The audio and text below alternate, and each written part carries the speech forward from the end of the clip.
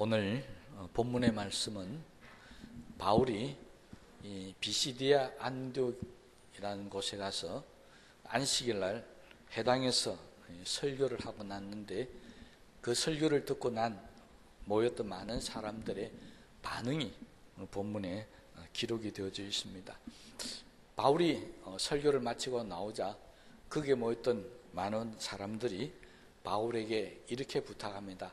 다음 안식일에도 이곳에 와서 말씀을 전해달라, 그렇게 청하고 있는 말씀이 오늘 42절 말씀입니다. 저도 가끔 다른 교회 가서 말씀을 전할 때가 있습니다. 다른 데서 이 말씀을 전하고 난 후에 교인들하고 이렇게 이제 인사를 나눌 때 어떤 분들은 목사님 은혜를 많이 받았습니다, 또 말씀 감사합니다, 뭐 이렇게 답을 하는 분들이 많습니다. 그렇게 인사해 주시는 분들 만나면 정말 참 감사하죠. 설교 은혜 받았다고 그러고 또 그 속에 대해 감사하다, 그런 말을 들으면 기분이 참 좋습니다. 그런데 제가 여러 교회를 다니면서 말씀을 전하고 나니 언제가 가장 설교를 마치고 난 후에 교인들이 인사를 할 때 어떤 말을 할 때 내가 가장 보람을 느꼈을까? 그게 오늘 성경 본문에 있는 이 말씀입니다. 설교를 마치고 나오는데 목사님 다음에도 한번 꼭 목사님 설교를 들을 기회가 있으시면 참 좋겠습니다. 그 말을 들으면요 굉장히 기분이 좋아요. 그냥 감사합니다, 은혜 받아서 하는 말보다는 다음에도 또 듣기를 원합니다. 이게 정말 마음에 기쁨이 막 있는 걸 느끼거든요. 제가 오늘 본문 말씀을 보면서 바울도 이렇게 사람들이 바울의 설교를 듣고 나오니 다음 안식일에도 와서 꼭 말씀을 전해주시면 좋겠다, 이 말을 들었을 때 얼마나 기분이 좋았을까 하는 그런 생각을 해본 일이 있습니다. 그런데 이 사람들은 그렇게 말을 해놓고도 그 중에서 43절 말씀을 보면 이 유대에 입교했던 경건한 사람들, 다른 말로 하면 이방인들 중에서 예수를 믿기로 작정한 이 사람들이 바울과 바나바 뒤를 계속 쫓아왔다는 것입니다. 계속 따라갔다는 것입니다. 지금 뭐라고 말했다고요? 다음 안식일 여기서 와서 말씀을 전해달라 해놓고 그게 만족하지 않고 바울과 바나바가 나가자 계속해서 그 뒤를 따라갔다는 것입니다. 왜 따라갔을까요? 기도해달라고요? 오늘 성경적인 내용에 봤을 때는 바울의 설교를 듣고 은혜를 받았기 때문에 바울을 계속 따라다니다 보면은 안식일 되기 전에도 어디에서인지 모르지만 말씀을 전할 때 그 말씀을 듣고 또 은혜를 받기를 원한다는 것입니다. 그러니까 이 바울의 설교를 듣고 은혜를 받았던 사람들이 안식일까지 기다리지를 못했다는 겁니다. 계속해서 바울을 쫓아다니면서 은혜를 받아야 되겠다는 그런 태도를 보였다는 것입니다. 이런 모습을 바라보면서 바울은 그들에게 딱 한마디 합니다. 그것이 오늘 설교 제목입니다. 항상 은혜 가운데 있으라. 바울을 막 따라다니는 그런 사람에게 바울이 해줄 수 있는 그 말은 항상 하나님의 은혜 가운데 있으라는 것입니다. 다른 말로 하면 지금 당신들이 이렇게 은혜 받아서 기쁘고 좋은 이 마음, 이렇게 나를 따라다니면서 다니는 이 마음을 잊어버리지 말라는 것입니다. 우리는 하나님의 말씀을 듣고 은혜 받을 때가 많이 있습니다. 그런데 은혜 받을 때도 많지만 돌아서면 은혜를 까먹을 때도 참 많습니다. 분명히 은혜 받고 좋았는데 이 은혜 받고 좋았던 이 마음이 그냥 며칠 가지를 못하더라는 겁니다. 바울도 이것을 너무나도 잘 알고 있었던 것 같습니다. 그래서 이 은혜 받았던 이 마음을 잊어버리지 않고 항상 은혜 가운데 있으라, 이렇게 당부를 했다는 것입니다. 이 사람들은 이 말을 듣고 아마 마음에 깊이 명심을 했든지 어땠는지 모르지만 이 사람들이 적어도 일주일 동안만큼은 하나님의 은혜를 잊어버리지 않고 바울이 당부한 대로 은혜가 정말 충만한 모습으로 살았다는 것이 그 다음 44절에 있는 말씀에 보면 나옵니다. 이들이 일주일을 지나고 다음 안식일 날 모였습니다. 그런데 성경에 보니까 뭐라고 기록되어 있냐니까요. 거기에 있는 시민들이 거의 다 하나님 말씀을 듣고자 하여 모이니. 그럼 비시디아 안디옥이라고 하는 이 시는 작은 도시가 아닙니다. 갈라디아 지방의 굉장히 큰 도시 중에 하나입니다. 그러면 도시의 인구가 얼마나 되겠습니까? 조그마한 시골 동네 같으면은 온 동네 사람들이 다 모였다는 것은 충분히 이해가 되는데, 그런데 비시디아 안디옥 같은 그런 큰 도시에 있는 사람들이 바울의 말을 듣기 위해서 안식일날 회당으로 거의 다 모였다는 것입니다. 얼마나 엄청난 인원이 모였겠습니까? 왜 이렇게 많은 인원이 모였겠습니까? 바울과 바나바가 일주일 동안 다니면서 열심히 아마 전도도 했을 겁니다. 또 말씀도 곳곳에서 가르쳤을 겁니다. 그러나 바울과 바나바 두 사람의 힘으로는 이렇게 많은 사람을 모을 수가 없습니다. 문제는 이 전 안식일 때 회당에서 바울의 설교를 듣고 하나님의 은혜 가운데 충만했던 사람들이 일주일 동안 그냥 있지 않았다는 겁니다.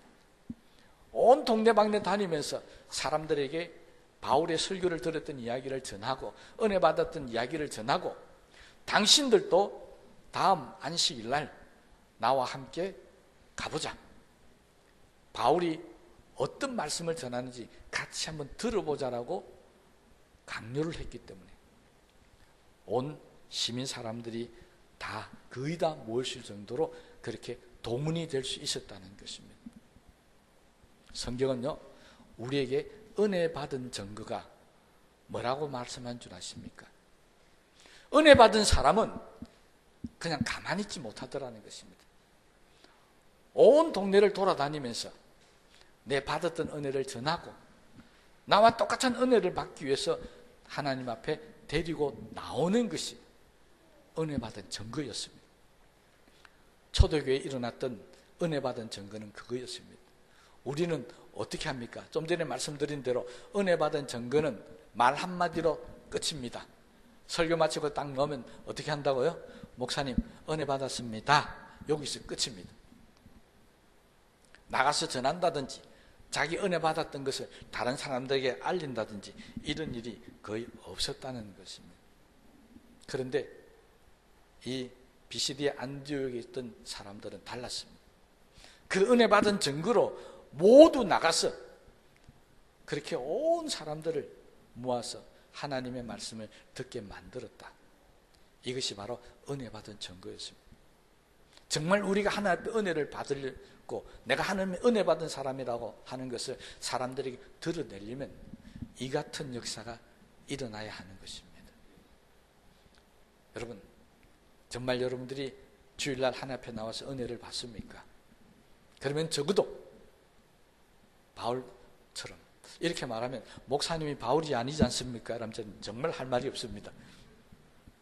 그 사람을 바울하고 제가 얼마나 어떻게 비교하겠습니까? 그러나 제 소망은 그것입니다. 적어도 경주에 있는 온 시민들이 다 우리 교회는 안 올지라도 이 근방에 있는 사람이나 우리 주변에 있는 사람들은 좀 데리고 나올 수 있는 그런 은혜가 있으시면 참 좋겠습니다. 근데 이 바울 당시에는 그 다음 안식일날 온 시민들이 거의 다 모였다. 설교하는 입장에서는 정말 부럽고 정말 놀라운 일입니다. 그런데 이렇게 수많은 사람들이 모여서 하나님의 은혜를 받고 했는데 꼭 그런 사람만 있는 게 아니었습니다.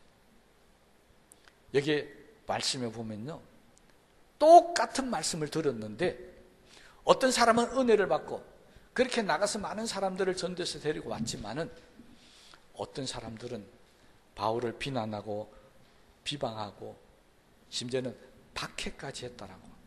그리고 바울이 여기서 더 이상 복음을 전하지 못하도록 다른 데 쫓아버렸습니다. 그래서 마지막 51절 말씀에 보면 그들은 더 이상 여기서 복음을 전하지 못하고 이고니온으로 가버렸다라고 기록하고 있습니다. 온 시민들이 거의 대부분이 다 말씀을 통해서 은혜를 받았는데 그 중에 몇 사람이 말씀을 듣고 마음이 달랐다는 것입니다. 여러분, 똑같은 설교를 들었는데요, 어떤 사람은 은혜를 받았다고 좋아하는데 어떤 사람은 비난하고 비방하고 아니면 속에 막 화를 드러내는 사람들이 있습니다. 왜 그럴까요? 왜 똑같은 말씀을 들었는데 거의 대부분 사람들이 다 은혜를 받았다는데 바울을 비난하고 반대하고 쫓아내려고 하는 이 사람들은 도대체 어떤 사람들이겠습니까? 여기 27절에 있는 말씀, 앞에 있는 말씀을 보면 바울은 설교를 하면서 그렇게 얘기합니다. 유대인과 관원들이 예수님을 십자가 못 박은 이유를 이야기하면서 그들이 알지 못해서 그랬다, 그렇게 설교를 합니다. 무슨 말이냐니까 예수 그리스도에 대해서 알지를 못하니까 예수님을 죽이려고 했다는 것입니다. 이 말은 다른 말로 하면 바울이 지금 설교를 했는데 이 설교를 듣고 깨닫지를 못했기 때문에, 바울이 지금 어떤 말을 하는지 그들이 알지 못했기 때문에 그래서 비난하고 비방하더라는 것입니다. 말씀의 은혜를 깨닫는 사람은 그렇지를 않습니다. 그렇다면 우리가 하나님의 말씀을 들을 때 내가 뭔지 마음속에서 아멘이라든지 또는 은혜가 충만해서 기쁨이 넘치다든지 그렇지 못하고 우리 흔히 속된 말 있죠. 오늘도 나를 치는구나 하고 이런 말씀으로 받아들인다고 한다면은 그 문제가 있다는 것이죠. 바울은 알지 못했기 때문에 그렇다라고 이렇게 먼저 설교를 할 때 했는데, 그런데 오늘 본문의 말씀은 또 다른 이유가 나옵니다. 45절에 있는 말씀을 보면 유대인들이 그 무리를 보고 시기가 가득하여 바울이 말한 것을 반박하고 비방하거늘. 많은 사람들이 은혜를 받았는데 그 중에 어떤 사람들이요? 유대인들이. 이 유대인들은 그냥 유대인들이 아니라 뭐 바리새인들이나 아니면 제사장들처럼 하나님의 말씀에 아마 능통한 사람들이었을 겁니다. 그런데 이 사람들이 은혜를 못 받았다는 것입니다. 오히려 비난하고 시기하고 질투했다는 겁니다. 반박했다는 것입니다. 왜 그럴까요? 왜 유대인이라면 하나님 말씀을 너무나도 잘 아는 사람들인데 바울의 설교를 듣고 왜 비방하고 반박을 하겠습니까? 이유는 한 단어로 이야기합니다. 뭐라고요? 시기가 가득하여. 이 말을 다른 말로 해석하자면 이런 겁니다.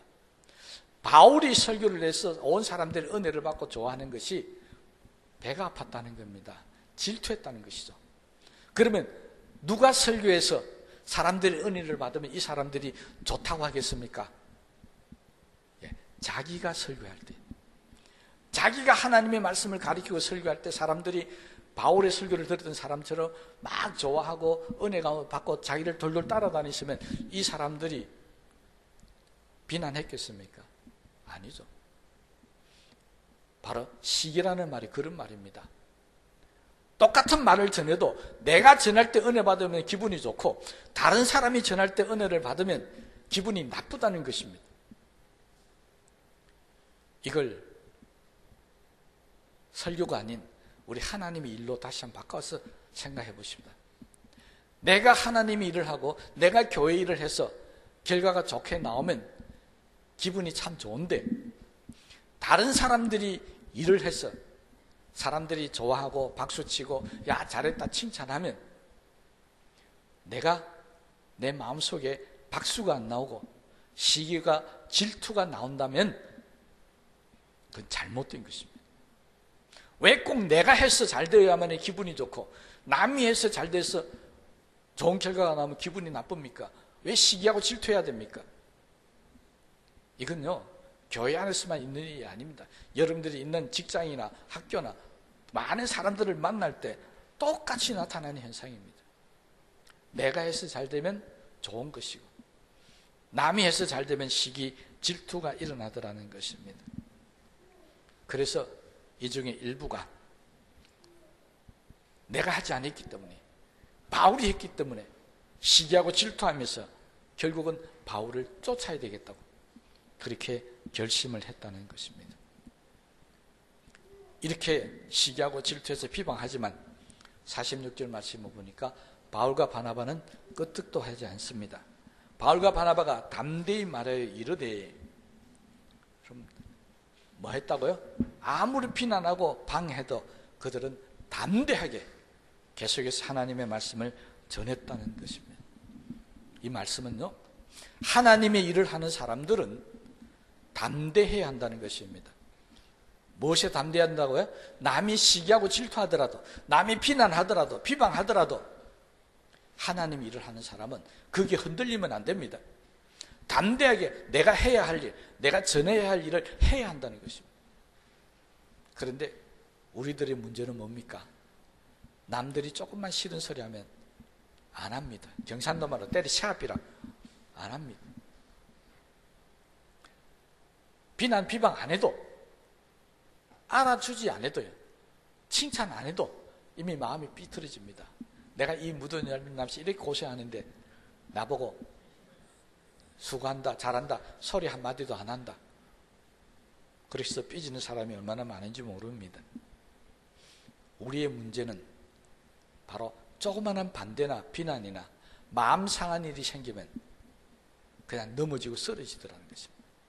담대하지를 못한 겁니다. 여러분, 우리 꼭 명심하십시다. 우리는 하나님의 일꾼입니다. 우리는 하나님의 일을 하는 사람들입니다. 그렇다면 어떤 비난과 어떤 어려움과 어떤 힘든 일이 부딪혀와도 우리는 강하고 담대해야 합니다. 그리고 이겨나가야 합니다.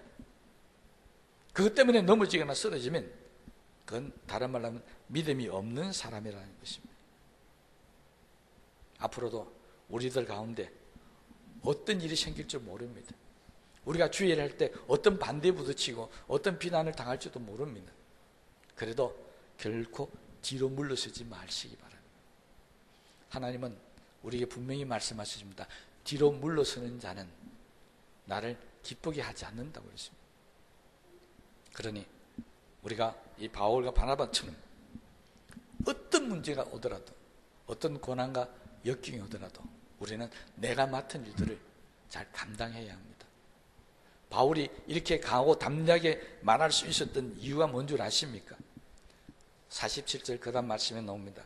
주께서 이같이 우리에게 명하시되 내가 너를 이방의 빛으로 삼아 너로 땅끝까지 구원하게 하리라 하셨느니라. 바울은 물러서지 않고 끝까지 하나님 말씀을 강하게 담대하게 전할 수 있었던 이유를 주께서 우리에게 명령하셨다는 것입니다. 여러분, 하나님의 일은요, 하나님께서 우리에게 맡기실 때 야, 이것 좀 해줬으면 좋겠다 부탁하는 게 아닙니다. 우리에게 이것 좀 해줄래? 양해를 구하는 게 아닙니다. 성경에 나오는 모든 주의 일꾼들은, 주의 종들은 항상 이렇게 고백합니다. 하나님께서 내게 명령하셨다. 이게 우리에게 주시는 사명이며 직분입니다. 여러분, 하나님의 일을 우리에게 맡기실 때는요, 하나님 우리에게 이거 하라고 명령하시는 겁니다. 해주시면 좋겠다, 해도 된다, 안 된다, 그런 거 아닙니다. 선택의 여지가 없습니다. 이거 반드시 해야 되는데 그냥 해야 되는 정도가 아니라 목숨을 걸고 하라는 겁니다. 죽어도 이거 하라는 것입니다. 이것이 하나님에게 우리에게 주시는 명령이었습니다. 그러니 이 명령을 받았던 사람들은요, 고난이 오면 올수록 더 강해집니다. 더 담대해집니다. 그러나 이 사명을 받지 못했던 사람들은 고난이 오면 도망갑니다. 포기해버립니다. 물러서 버립니다. 혹시 여러분들 중에 이 일은 하나님께서 나에게 사명으로 주신 일이라고 있다고 생각하시는 분이 있다면, 내가 지금 교회를 맡아하는 이 주의 일을 맡아하는 이 일이 하나님이 나에게 주신 사명이라고 한다면은 여러분, 이건요 억지로라도 해야 됩니다. 하기 싫더라도 해야 됩니다. 목숨 걸고 해야 합니다. 뭐 때문에 그렇다고요? 하나님께서 명령하셨기 때문에. 이걸 잘 감당하면 하나님이 칭찬하고 축복하시겠습니까? 예수님이 비유로 말씀하실 때 그렇지 않았습니다. 종이 밖에 나가서 하루 종일 열심히 일을 하고 왔는데 주인이 밥상 차려내랍니다. 그러니 또 주인 밥상까지 차려냅니다. 그런데 밥 다 먹을 때까지 옆에 서 있으랍니다. 그러고 난 후에도 주인이 잘했다고 칭찬하지 않는다 그랬습니다. 이게 주인과 종의 관계였습니다. 여러분, 내가 하나님 일을 잘했으니까 하나님께서 나를 칭찬해 주실 것이다, 축복해 주실 것이다, 그렇게 생각하신다면 하나님 일을 못합니다. 그렇게 생각하기 때문에 어렵고 힘든 일 오면 넘어지고 쓰러집니다. 내가 주의 일을 이렇게 잘했는데 왜 내가 힘드냐, 왜 나한테 복이 안 생기느냐, 그래서 낙심하는 겁니다. 하나님 일은 그렇지 않습니다. 하나님은 하나님 일을 맡기실 때 편안하고 형통하게 하지 않습니다. 반드시 고난과 고통도 함께 주십니다. 때로는 비난도 듣고 비방도 듣습니다. 박해와 고난도 받습니다. 그런데 그럴수록 우리의 믿음이 더 강해집니다. 그럴수록 하나님의 기적의 역사가 더 많이 나타납니다. 그래서 우리는 고난당하는 것이 유일하고 고백할 수 있어야 합니다. 여러분, 우리가 신앙생활 할 때요, 힘들고 어려운 일이 생길 때 기도를 많이 합니까? 편안할 때 기도를 많이 합니까? 무릎은 제가 잘못이죠. 편안할 때 기도 잘 안 합니다. 편안할 때 신앙생활 잘 안 합니다. 편안하면요, 여행 가고 어디 세상 돌아다닌다고 별 거 없습니다. 그런데 나한테 어려운 문제가 생겼다, 직장이나 가정이나 아니면 어떤 살아가는데 어려움이 생기면 그때부터는 놀러 가래도 안 갑니다. 뭐 합니까? 하나님 앞에 나와서 기도하고 하나님 앞에 매달립니다. 무슨 말이냐면 우리는 고난이 와야 정신 차리고 깨어서 기도하더라는 것입니다. 그러니 주의 일을 할 때, 고난이 오고 고통이 올 때 우리는 낙심하고 좌절할 게 아니고 오히려 감사해야 한다는 것입니다. 왜요? 이 고난이 나를 강하게 만들기 때문에, 이 고난이 하나님께서 나에게 주시는 기적의 통로가 되기 때문에, 그래서 우리는 기뻐하며 즐거워할 수 있어야 한다는 것입니다. 바울과 바나바가 그랬습니다. 고난이고 고통이 오니까 그들은 더욱더 담대하게 하나님의 말씀을 전했습니다. 왜? 하나님의 역사가 나타날 것이다, 기적이 나타날 것이다. 정말로 바울이 생각한 대로 놀란 역사가 일어났습니다. 48절 말씀에 보니까 이방인들이 듣고 기뻐하여 하나님의 말씀을 찬송하며 영생을 주시기로 작정된 자는 다 믿더라. 그 말씀을 듣고 기뻐했던 모든 사람들에게는 다 영생이 주어지게 되어졌다는 것입니다. 여러분, 내가 구원받았는지, 내가 하나님의 은혜를 받는 영생을 받았는지 어떻게 아시는 줄 아십니까? 바로 오늘 여기에 그렇게 설명하고 있습니다. 이방인들이 듣고 기뻐하여. 내가 은혜 받은 증거, 내가 구원받은 증거는 하나님의 말씀을 들을 때 내 속에서 기쁨이 있더라는 것입니다. 하나님 앞에 나와서 기도할 때, 찬양할 때 내 속에 기쁨이 있는 사람은 하나님의 은혜가 있는 사람입니다. 그런데 기도하는 게 힘듭니다. 말씀을 듣는 게 힘듭니다. 빨리 설교 마치나 생각이 든다면 그건 은혜 가운데 있는 게 아닙니다. 여러분, 이 이방인들은 하나님의 말씀을 듣고 다 기뻐하며 즐거워했습니다. 이게 바로 우리에게 하나님의 은혜가 나타난 증거입니다. 그래서 성경은 이렇게 얘기합니다. 영생을 주시기로 작정된 자는 다 믿더라. 이 성경 구절이 사실은 약간 좀 해석하기 난해한 구절입니다. 그래서 우리 장로교에서는, 특히 장로교 안에 예정론자들이 있습니다. 하나님께서 택한 자들만 구원받는다, 이 말씀 가지고 흐르는 겁니다. 그런데 이 말씀의 의미를 잘 몰라서 그렇습니다. 여러분, 정말로 하나님께서 택한 자만 구원받는다면 우리는 가만히 있어도 됩니다. 그렇잖아요. 가만히 있어도 하나님 나 택했으면 구원받을 거 아니겠습니까? 아닙니다. 그런 뜻이 한 말씀이 아니고요. 여기 앞서 다른 말씀에 보면 46절에 있는 말씀에 보면 이것과 정반대의 말씀이 나옵니다. 자, 영생을 얻기에 합당하지 않은 자로 자처하기로 우리가 이방인에게 한다. 무슨 말입니까? 하나님께서 예정된 자만 다 믿더라.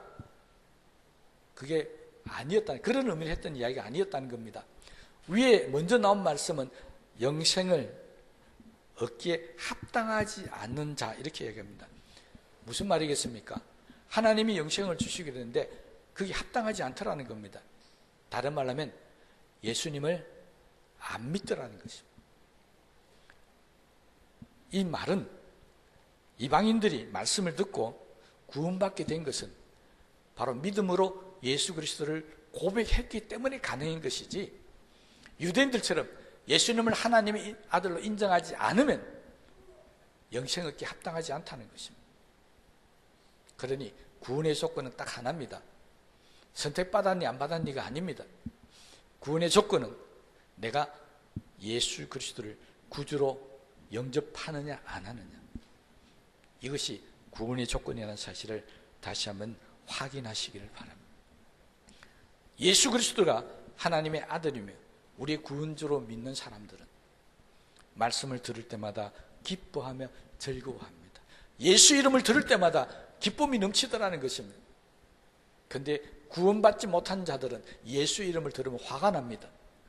예수를 죽여버려야 되겠다고 생각합니다. 그들은 구원받지를 못한 사람들이에요.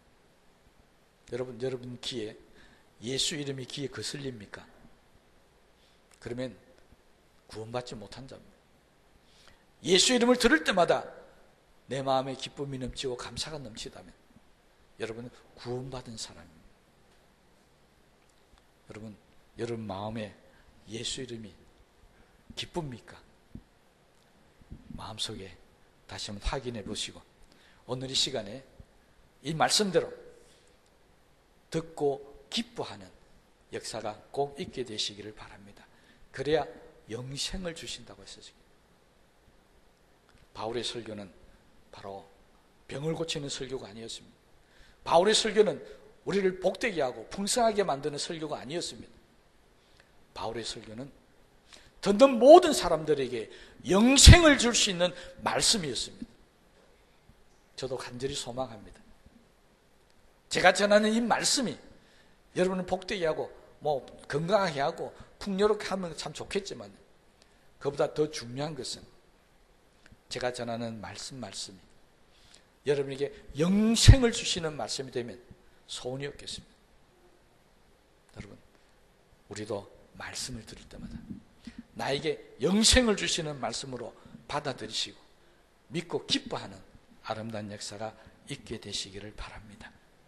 그래서 바울은 이 말씀을 가지고 항상 은혜 가운데 있어야 한다는 것입니다. 항상 은혜 가운데 있어야만이 내 마음속에 말씀을 듣고 기뻐하고 기도할 때, 찬양을 들 때 감사하는 역사가 일어나는 것이지, 그렇지 않으면, 은혜가 떨어져 버리면 말씀을 들어도 기쁨이 없습니다. 기도하고 싶은 마음도 없다는 것입니다. 그래서 항상 은혜 가운데 있으라고 당부하고 있습니다. 바울은 자기 스스로도 고백했습니다. 나의 나 된 것은 하나님의 은혜로 된 것이다. 그 말은 무슨 말입니까? 바울은 항상 은혜 가운데 살고 있다는 것입니다. 그런데도 바울은 핍박을 받았습니다. 고난이 왔습니다. 이 말은 무슨 말이겠습니까? 은혜 받고 하나님이 일을 한다고 해서 내가 기쁘고 행복한 것만 아니라는 겁니다. 때로는 고난도 오고 힘든 일도 옵니다. 그러나 강하고 담대하게 이겨나가야 한다는 것입니다.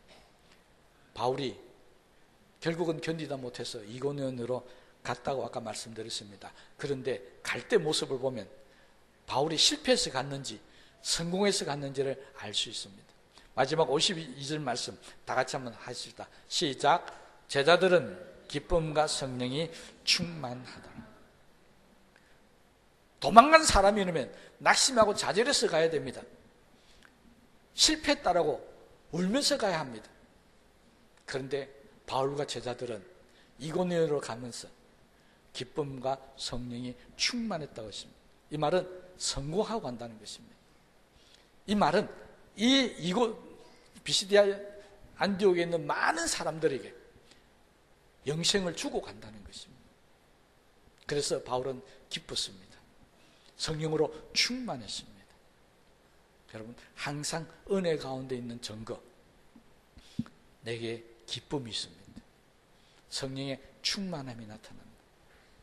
오늘 이 시간 위에 우리도 항상 하나님의 은혜 가운데 있었어요. 우리 주님 앞에 나올 때마다 기쁨과 성령의 충만함이 나타나게 되시기를 주님의 이름으로 축복합니다.